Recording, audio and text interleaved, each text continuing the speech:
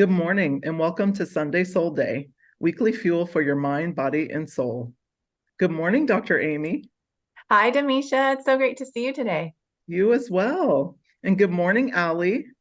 Good morning. I am so excited for today's interview. Hi, Dr. Aimee. How are Hi, you? Allie. I'm doing great. I've been counting down to this moment as well. Oh my goodness. So I am going to take a moment to share with our audience how I know Dr. Aimee. Dr. Aimee is one of the most important people to me in this entire world. She was our fertility doctor who helped give us our beautiful, now 4-year-old daughter, Ava, who is actually named after the first part of Dr. Aimee's last name, Eyvazzadeh.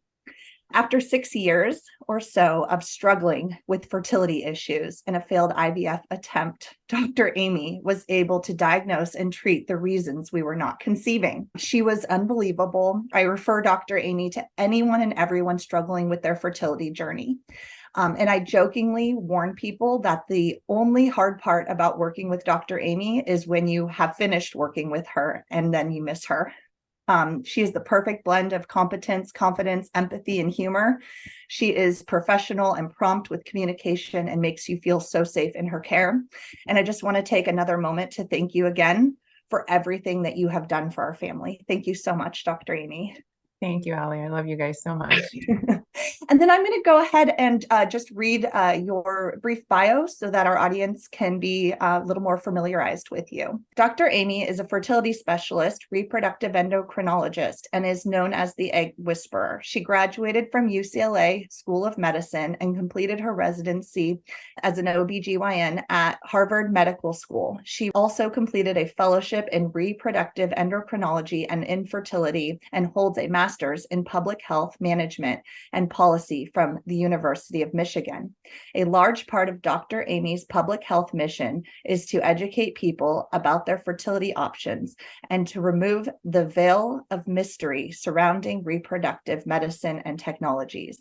In the nearly 20 years since she completed her medical training in 2001, Dr. Aimee has become well known for her innovative approach to fertility care that begins with diagnosis before treatment. Dr. Aimee has the top fertility podcast on Apple Podcasts and a popular YouTube channel named The Egg Whisperer Show. You can learn more about her and find the link to her shows at draimee.org. And I'm thinking I need an OnlyFans because clearly what I'm doing is not working. Like I need way more attention on my message because it's like I've been saying the same things now for like 20 years, right? And still people are like, what? Really? That's what happens to a woman's fertility? So what do you think, Allie? OnlyFans? Do you think that would be appropriate? Sure, why not? Sure. Whatever it takes. So yes, again, thank you for everything. And I just want to start with asking you if you could tell us a little bit about your childhood and how it shaped or informed who you are today.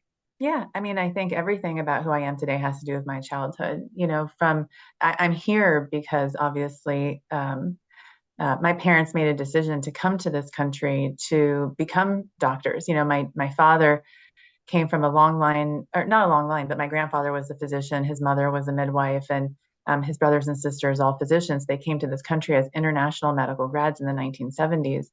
And so, like, I was literally born his intern year, and that's kind of everything I knew and I admired, and I just wanted to be just like him. So at the age of 3, I knew I wanted to be an OBGYN. Literally, I was like, I want to deliver babies. And then it was in the 7th grade that I knew I wanted to be a fertility doctor.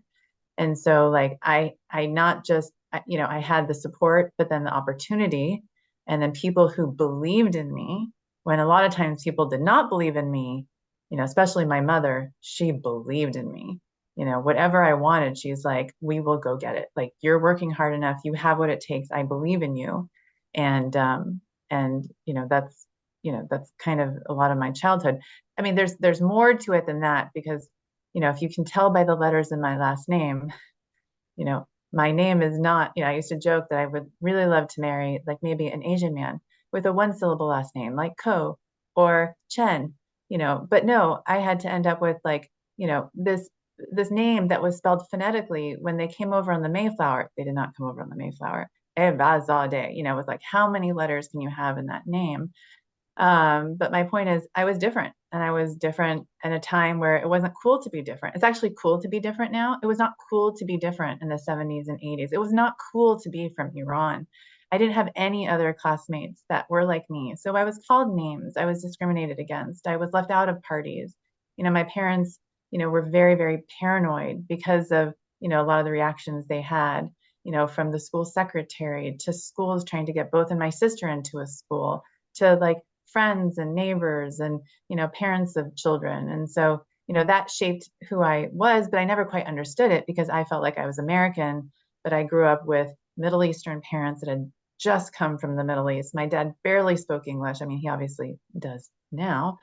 But I think a lot of, you know, how I see the world has to do with being from immigrant parents. Yeah. Wow. Thank you for sharing that. And when I've talked with you, you've shared that, you know, being of service is your higher purpose. And it has also helped you to avoid some depression. Can you share a little bit about that and what you've struggled with and what you've gone through in your mental health? Absolutely. So I think just being, I think depression is just, we just know that it is genetic. And I think I have I'm set up for success with depression on both sides of the family, both maternal and paternal. So I was kind of born with it, I think. And then, you know, I think unfortunately, when I was a teenager, depression was one of those things where if, you know, one thing that might surprise people is there are people from the Middle East that are Christian, and I'm from one of those minority Christian groups called the Assyrians. And I don't think so being from a Christian background, a lot of times when you bring up mental health, sometimes people think it's because you aren't praying enough, and then people seek services from the church. So I would sit, you know, my parents would take me to our church priest, and of course it wouldn't help, Allie. Of course, there was nothing helpful about that. It would, you know, it just stigmatized, you know, made me feel even worse. Like, you know, I'm not Christian enough. You know, that's why I'm so depressed. But the only thing that kept me going is what you mentioned, is just knowing that I'm here for some amazing purpose, and that's service for others. And there's nothing that makes me feel happier than being here to help and treat others. And so for me, that's what got me up out of bed. Like that's what kept me striving academically. I might have been, you know, suffering inside. And the way I describe it to people, it's kind of like being a mouse in a cage, and you see the door open, but you can't get out.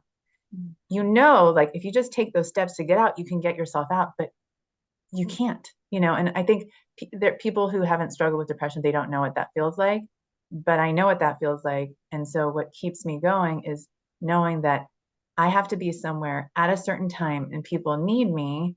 And I there's nothing more gratifying than helping someone get through something that's like the most difficult thing in their lives. So, you know, I joke and I say to my mom, I'm going to send you all my psych bills, you know, for all the psychologists and all the psychiatrists.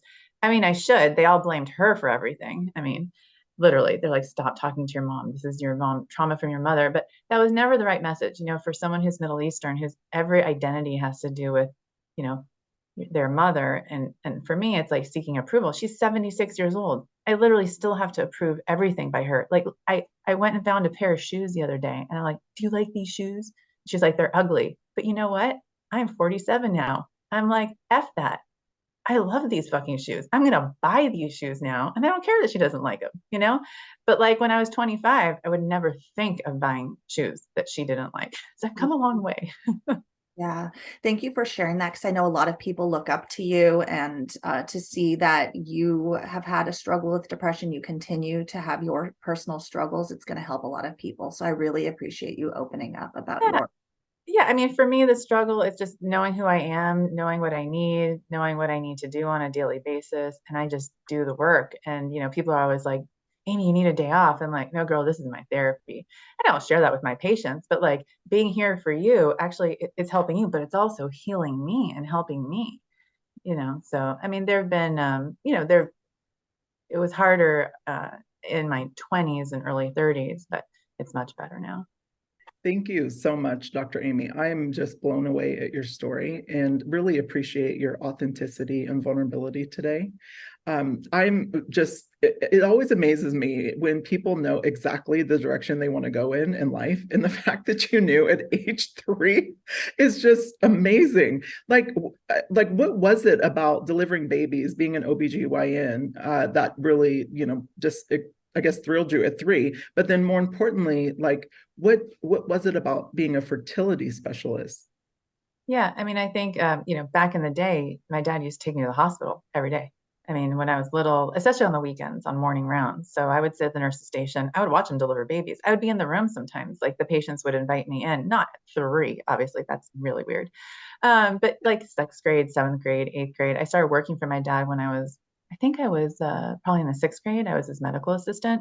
So I learned early. I just, I knew the biology. I knew what was happening. I just knew the joy that my father was bringing to those families.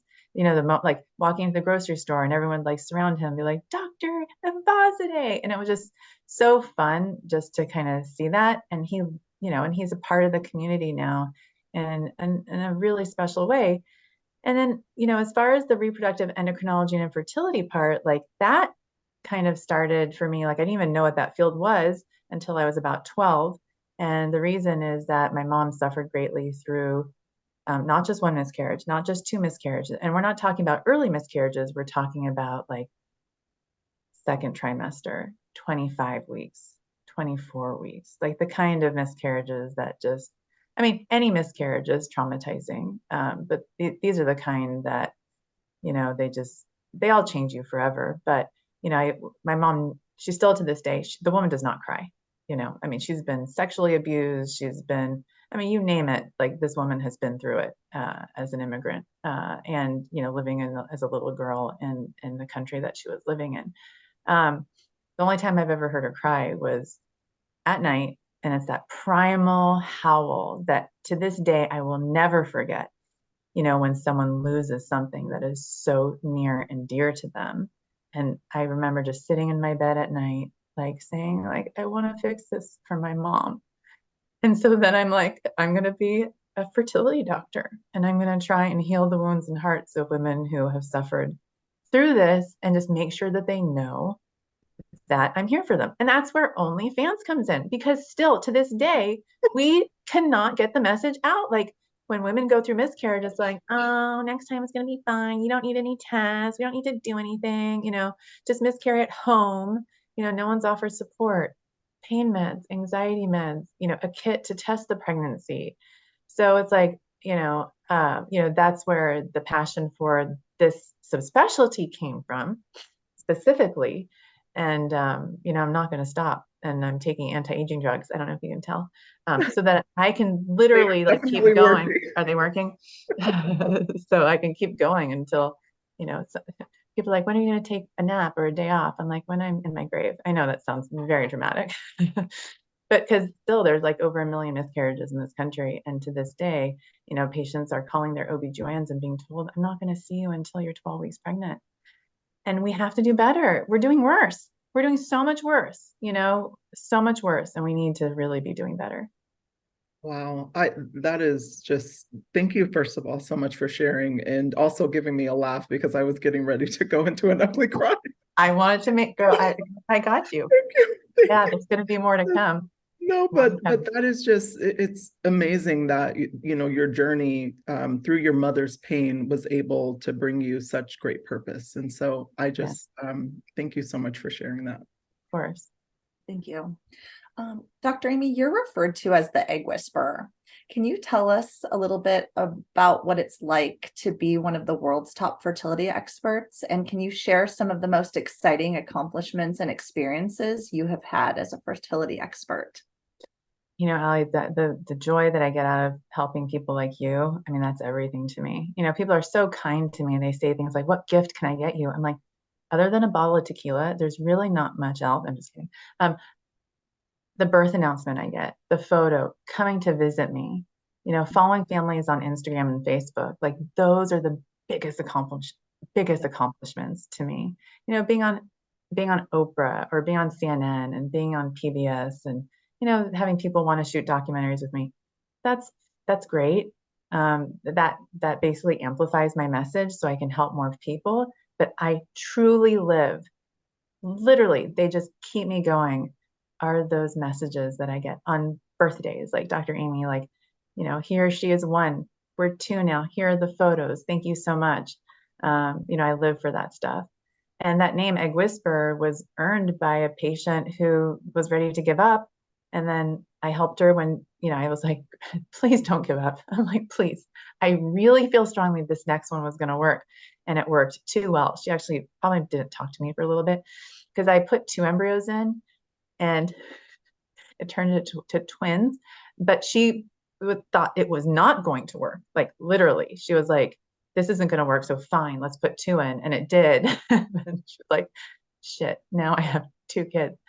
But I love her to death. Actually, there's an egg here somewhere. What's the egg that she gave? Oh, this is the egg, my little Fabergé egg. So this is another gift that, little Fabergé that I'll keep forever.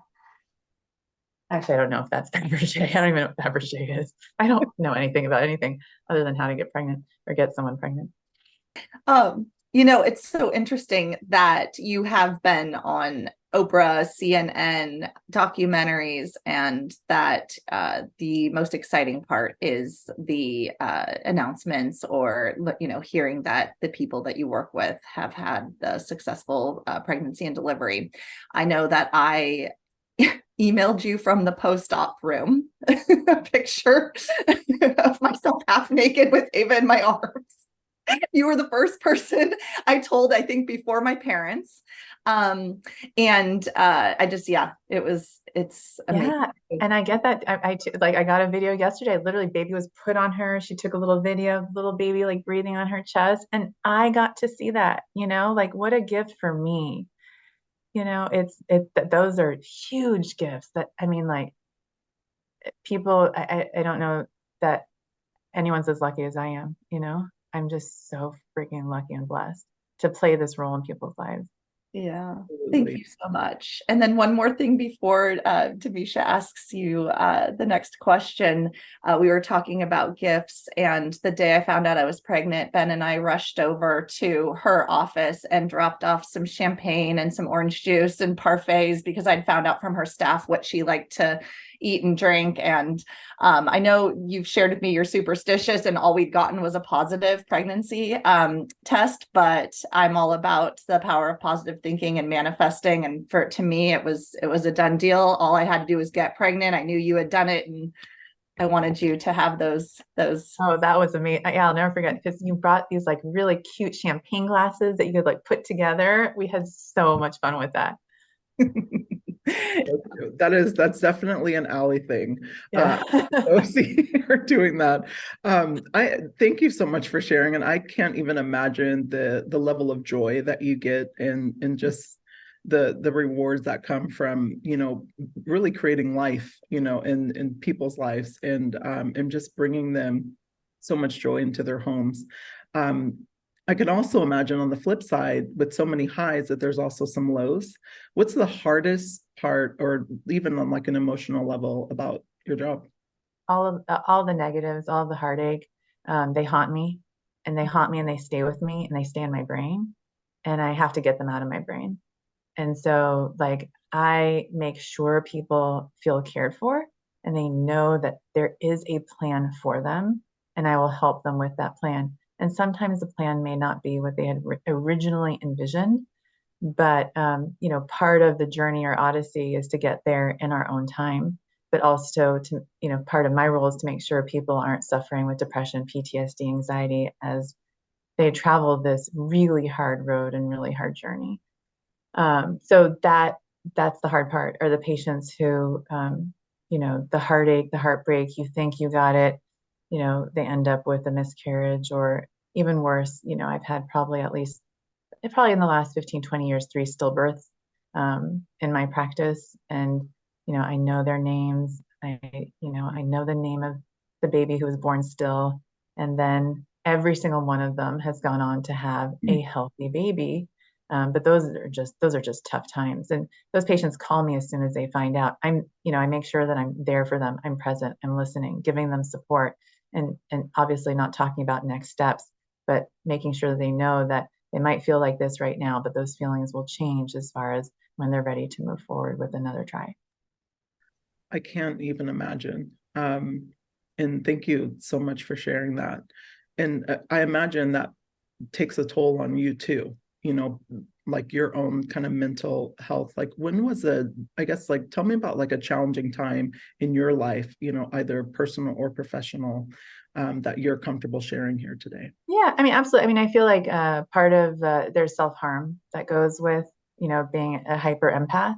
And so for me, luckily, alcohol, I, I can maybe do one shot at tequila. You can ask my friends. I'm buzzkill for the most part.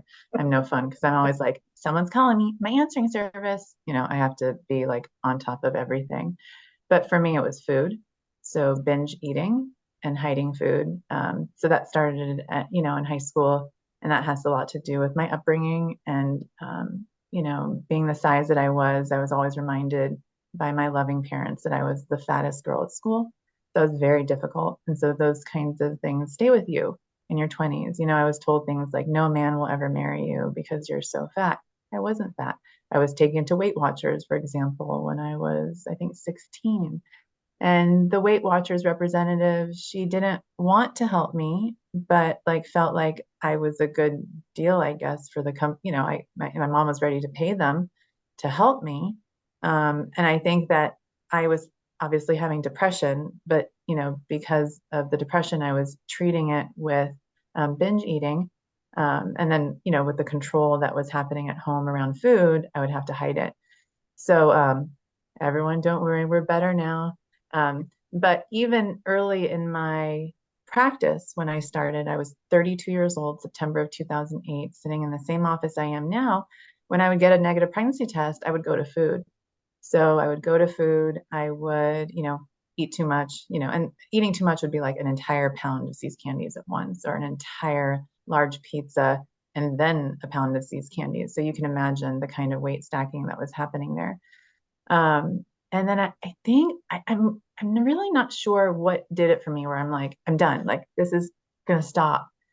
And I think it was being able to communicate better with patients. Because I think when you're so young and your patients are older than you, there's that element of like, they, some of them, a lot of them still had, it's not about respect, but it's about like feeling like I could be very direct and feel like I could guide them and have that confidence. And I feel like I developed that over time. And now when a patient doesn't get pregnant, I'm ready to talk to her about it. I don't have to sit and cry for an hour, literally. Like I used to cry. I mean, I still do, as you can tell. But I literally used to cry like every time a patient had no joke, like cry, like, I can't believe it's negative. And then she would be consoling me and she'd be like, Dr. Aimee, I think you want me to get pregnant more than I do. I'm like, ah. But I'm so much better now. So like negative pregnancy test, I call the patient. I want you to know I just got the results and I'm so sorry. How are you doing? Making sure that they're okay. And then knowing that I'm actually going to be okay because I have a plan for her, and I'm going to guide her very directly and lovingly. So, I mean, probably my relationship with food's been really hard. And I think that like sometimes with that, there could be some potential in some households, more corporal punishment is used at home. And unfortunately, and my parents are lovely people. They did what they did because that's what they knew. And so we've gone through a lot of healing and forgiveness. So with corporal punishment comes obviously domestic violence, and young girls who've experienced that, sometimes they think that's okay when they're older. And so unfortunately, I am a domestic violence survivor, and I haven't really spoken publicly about it. Don't make me do it. I'm just kidding.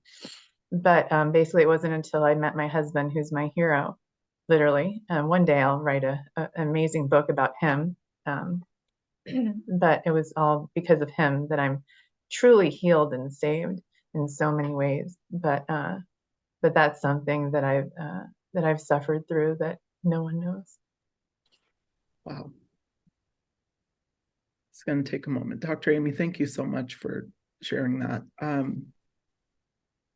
I'm like almost speechless, but I just really want to thank you again for all of your vulnerability, and you're going to help so many people just giving a voice to some of the pain that you shared. When I was younger, one of the things that I was raised in a pretty chaotic household, and I think like the abuse that I experienced as a child, played a role into the abuse that I endured as an adult, being in also an abusive relationship. So I can really empathize with you there. And just being a track athlete, we grew up with a lot of body images because, to be an athlete, like, you're constantly working on your physical. And it wasn't until I learned, not to focus so heavily on my physical, but to work on my inner, is what really truly helped me, overcome some of the body images that I developed from being, a survivor of child molestation and, abuse and all the things that I endured. So I just thank you so much for sharing today. And you're such a rock star. You're so amazing. Thank you you. so much. Of course. Thank you. I love you so much. And thank you for sharing all that. Yeah, thank you. And I too was in an abusive relationship, my ex-husband, and that's what got me into therapy. That's what made me want to become a therapist, to help other people because of what I'd experienced in almost losing my life. I didn't want anyone else to go through what I had experienced. I'm so grateful that, as much as this is really painful for the three of us to talk about, that we as strong women with a voice can be out here sharing this with our audience. Yeah. I really appreciate both of you opening up with your vulnerability about this. Yeah. And on a different note, I remember you sharing, kind of touching on what you had said with some of the struggles, that your motto was, "We will get there one way or the other." And you would say that to me. And you just offered so much hope to me and to so many other people when it feels like all hope is lost. And it just kept playing over and over in my head. And I really believed you. And now here I am with my beautiful daughter. So thank you. And then the other thing really quickly that I wanted to touch on was when there's a lot, so I experience this with my clients and patients, and when there's a lot of control, especially in the household, we go and try and control what we can control. We see often specifically girls with eating disorders. It starts kind of around age 10, and you almost always, not always, but almost always see an overbearing or controlling mother. And the control kind of is not there, or so we go inward and control what we can. So thank you for sharing that for our audience as well. And then I wanted to ask you, what is something you would tell a family beginning a fertility journey?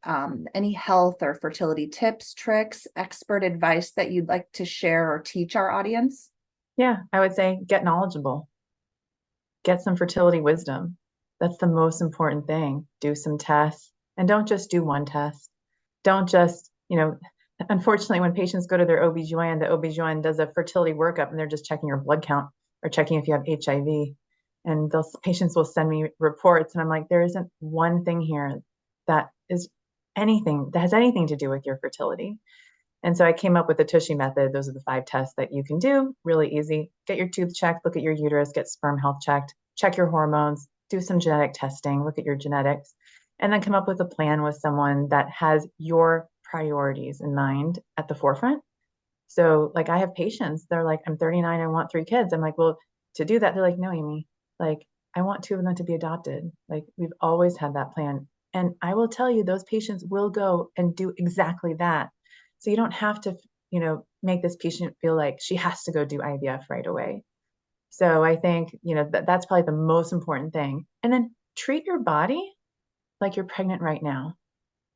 Don't delay taking care of yourself. Like this is the time to eat healthy, take supplements, exercise, cut down on alcohol, avoid nicotine, weed, stuff like that.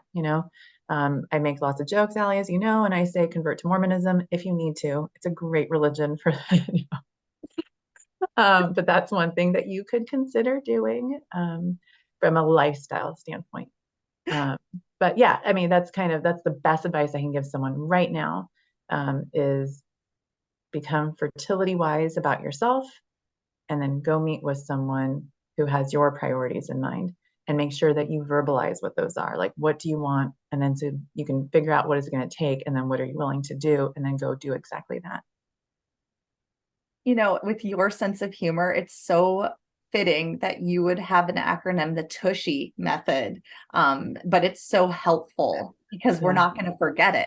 Oh, I have Balls Method. Balls is for the guys. No joke. Ballsmethod.com. Look it up. It's real. Can you share with us quickly what the Balls method is? Because you're going to have a lot of people curious. Totally. So Balls method is basically, if the sperm count's on the lower end, these are the things that you could do. So look for background genetics, like chromosome analysis, Y chromosome microdeletion, DNA fragmentation test, anatomy. So, during COVID, I was having guys bring their testicles up to their camera on Zoom so I could do exams. It's a joke. I'm totally kidding. Can you imagine? I'm like, saggy balls. I'm like, put them up there. No, I did not do that. I always wanted to tell that joke. I'm glad someone likes it. Okay. Never did that. So anatomy would be looking for a varicocele. So these are dilated veins that sit on the testicle. Then you got labs and lifestyle. So looking at testosterone levels. Lifestyle would be, things like smoking weed and, doing the fun stuff that no Mormons will do. And then the last thing is talking about sex if there's issues in the bedroom, and supplements. So those are the kinds of things that we talk about from a male standpoint. Thank you. Wow. I actually thought that you did have them show their anatomy during COVID, because COVID was an interesting time. And there were memes going around of visiting my gynecologist in 2020 where the girl's legs were spread against the computer. So I figured that this was real. I didn't think it was a joke. So thank you for clarifying. Sure. Well, there were a couple times where like a guy was acting like such a dick to his wife on the Zoom call. I was like, oh, I'm going to totally make him drop his pants. And I wonder if he's going to do it. And I'm going to record it. And I'm just kidding. But it might have crossed my mind a couple times. Oh my gosh, I can't stop laughing because all I'm getting is visions of saggy balls. I don't even know if we can go to the next question after that. Like, this is so good. Let's just stay on the saggy balls topic. This is so great. I'm telling you, it's oh good. My gosh. Oh, that is the humor I need today. That is so great. As a mother of 4 children, on top of doing all the things that you're doing, with such a successful career and impactful career, like what's your secret? How do you do it all? My husband, that's the secret. Matt's my secret. I got the secret sauce. He's incredible. And like literally, he wakes up in the morning. What can I do for you? How can I help you? Before we go to sleep at night. Okay, let me tell you what's happening tomorrow with the kids. I mean, he's so organized. And then he's like, okay, I will need you here. I'm going to pick you up. I mean, he knows he knows where my talents are and where my skills are. I mean, are best used and for our family. And he knows it's not pushing on the dryer. Not to say like, I know that that's necessary, but he's not going to belittle me and say that you're less of a mom or less of a woman because you're not taking care of the household in ways that, might be a little bit more traditional. Maybe his mom will make fun of me once in a while and be like, Aimee, do you know what this button is? It's the on button. I bet you've never pushed it on your oven. And I'm like, I haven't. And I'm okay with that because I press the on button on the human incubators that I, get ready every single day. But we have a blast. I adore his mother. She's incredible too. So, it's him. He's the Girl Scout, literally the only dad in Girl Scouts. He does the, coaching for basketball. He does the baseball. Today he has like 4 games that he's taking kids to. And they all are excelling in everything. Whether they know my name, I'm not so sure. So, I mean, this is a true story. And this is just for people to know that like, I'm not perfect. Like I make lots of jokes. And one of them is that I put my name on my clothes. So when I get home, my kids know how to spell my name and they know who I am. I mean, don't get me wrong. When I get home, I get clobbered by my children. I mean, I can't open my computer because they'll lay on top of it because they're like, no, we're more work, mommy. And they're like, we have to go to Sephora now. And I'm like, damn, okay, I'll go to Sephora. But my point is like the other day, my daughter, I was just, I was like, honey, I won't call out which one it was. And I was like, how do you spell my name? And like, I almost started crying because like, actually I did. She didn't know how to spell her mother's first name. And I was like, oh my God, I've totally failed you. You know, like I am just basically making money and supporting the family for your therapy in the future because like your mother wasn't around and you didn't even know how to spell her name. Of course, I'm not going to tell her that. But I try and be as present as possible. And, you know, like when I get home from work, I'm sitting at the dining room table, unfortunately, with my computer up, working until 12 to, 1 a.m. every single night. When I work Saturdays and Sundays, but they know mommy's purpose in life. Like they know mommy's, like they have each of their classrooms, probably 30% of the children in there are my babies, and those children come up to me. So they know how important mommy's role is in the lives of others. And I think the reason why I can do what I do is number one, not only am I married to the most amazing man, he's also an emergency room doctor. So when they're sick, I don't have to worry. Like daddy's got them. Like no one needs a gynecologist when you've cut open your chin, right? Let me look at that through the speculum. No, they need their dad, who is an ER doc, and they adore their dad. So I'm just so blessed in that way. Yeah, thank you so much for sharing. And really, there's two powerful takeaways that you shared there. And you're basically saying you don't do it all, and I think a lot of women carry a lot of guilt because we feel like we should be doing it all. And we really should not be doing it all. It's impossible to do it all. And really creating a partnership with your partner is the way that's allowing you to really live your dreams, and as much as you think that your kids will need therapy because they can't spell your name, but you're also showing them on the flip side to go chase your dreams and look at mom live her dreams out loud. And so for that, you are such a gift. Yeah, thank you, Demetria. I mean, I haven't done a single, not that I want to brag about this, I haven't done a single drop off or pickup. My son's now a sophomore in high school. I haven't gone to, I mean, I've gone for his sports activities after school, but not once have I been shamed for that. Not a single time has my husband, he's the one waking up at 6:30, doing one drop off, coming back home, picking up the other three, taking them to the other school. Then he drives about 120 miles a day with all the kids' sports and everything. And out of love, like not like you would never hear him complain once. I mean, maybe he complains about, not having date nights and the things that other couples have. But I might shave my legs tonight. We'll see. Oh my gosh. Well, please give him some date nights. That is this man deserves some date nights. Allie, did you want to chime in really quick before we go to the next question? I'm just laughing. She's so great. Well, when do you find time then to just fuel yourself back up?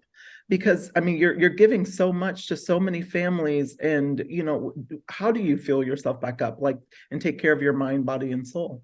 I mean, the filling them back up. I mean, the emails I get, like I probably get 2 or 3 birth announcements a day or some sort of testimonial. Those fill me up, and that's really, I'm just lucky. That's just all I need. I think genetically engineered not to require much sleep. Like most people, I mean, I can run on like 5-6 hours, no problem, and just thrive and be fine and not feel like I'm missing out on sleep. And then I love, so I like my, I like my brain to vibrate. Have you ever heard anyone say that? They probably like other things to vibrate. For me, it's my brain. Like I love to feel it vibrate. And my my husband likes to listen to Billy Joel. I'm like, how did I marry you? Like he speaks 10 words a day and I'm like 10,000 a day. We couldn't be like more different. Like to get him to answer a text, I have to call him on the phone. Like, hey honey, I texted you. Can you please look at your phone? I'm quite the opposite. I'm glued to my phone. My point about my brain vibrating, and to answer your question in a long-winded way, is electronic dance music is my jam. So like the kids are asleep, I still have 10 charts to do, and I need to finish every single thing to the best of my ability, completely with love, with the message I send people, and make sure everyone's email is answered. So I just say, honey, I'm going to Diplo land. And then I get my AirPods on and then I just, my brain vibrates and I just keep going. So, and that just makes me so happy. And, I basically didn't have a childhood. When I was going to prom, I was picked up early, couldn't do any of the fun things other thing kids did because the next morning I was going to a leadership conference. So like I didn't have the fun. And believe me, like I didn't want to have fun. Like I was, they called me blue balls in high school. That was my nickname. I'm not kidding. I had no idea what it was until college. And then I think I might have done it a few more times. But my point is like I was prude. I just wanted to be a doctor. I didn't really like want to do those fun things, but I actually didn't do those fun things. So now I'm like, I'm doing those fun things. The fun things that are legal though, until mushrooms become legal. Yes. Oh my goodness. First of all, thank you for giving me a term, because I'm now going to use that, because I like to like vibrate, or I always say like every single day I want to have something that Feel kind alive. of me. Yes, exactly. Like that's so big. Every single day I do one small thing that makes me feel like I'm here, I'm alive, that I'm, so I thank you for giving me that term. I'm so going to steal that. Yeah. And cold showers, not my thing. I don't want a cold shower. You can take your cold showers. I don't want to do that. I tried. I was screamed in horror. Yeah, you just want your techno music. Yes, that's it. To have your brain vibrate. Yes, exactly. So do you have any book or podcast recommendations that have inspired or helped you along your journey that may benefit our audience? As far as book, I mean, I think for my patients specifically, the book that I want every single patient to have is How to Find Calm for the Expecting Mom. That's a really important book that I think all women who are, find themselves pregnant, even if it's without, fertility help, but like you're anxious, that's a really good one to get. So that's one book that I think is an essential must have. And I talk about it all the time because my patients come back to me and they say, I'm just so glad you told me about this book right away, because it actually, speaks to exactly how I'm feeling right now in pregnancy, because I feel like no one understands why I'm constantly worried. And this book totally gets me. As far as for me, I mean, it's just been a whole number of, influences, things I read, quotes I read. So I wouldn't say that there's like one thing in particular that I go to for myself. Well, thank you for giving us that book recommendation. That's amazing. What is next for you? Can you share your current projects and future goals? Anything that you're promoting? I mean, it's just my classes. I just want as many people to learn from my methods as possible. So, if there's anyone out there who's listening who doesn't necessarily want to come see me as a patient formally, you can always take one of my classes, and you can go to eggwhisperschool.com to do so. And at some point, I hope one of my films will make it big. We just submitted one of my films named Love Invented to Sundance on Monday. And I hope to see it win lots of awards. And it's basically kind of what you probably think it's about, saggy balls. I'm just kidding. It's not. The filmmaker will shoot me for saying that. It's about basically fertility. It's a fertility story. And so, I have stuff like that coming out that I'm very excited to share with the world. I have another documentary called Egg Whispers. So those are the kinds of projects that I do in the middle of the night in my sleep, probably. And so I've been working on that film for 5 years, and now this other film for the last 3. Well, and also don't forget your OnlyFans that you're going to be. And my OnlyFans, but I have to shave. When I raise my armpits, my husband's like, "Oh my God, you didn't wash your armpit." I'm like, "That's not funny for the 20,000th time. I'll get to it when I have time." Thank you so much, Dr. Aimee, who I now get to call Aimee. Yay, finally, at last. It feels so uncomfortable at first, but I'm so honored to get to call you Aimee, because I consider you a friend, if not family. I'm sad that this interview has to end, because I want to keep talking to you forever and ever. You are so funny. You are so witty. You are so intelligent, and you are just going to help so many people emotionally. You've helped so many people to be here on this earth, and you get to help people while they're here with their mental and emotional health. So thank you so much. And thank you, Allie, for being on the journey with them too. I know how much you're helping them as well. And thank you, Demisha, for putting this all together for us and talking to me today.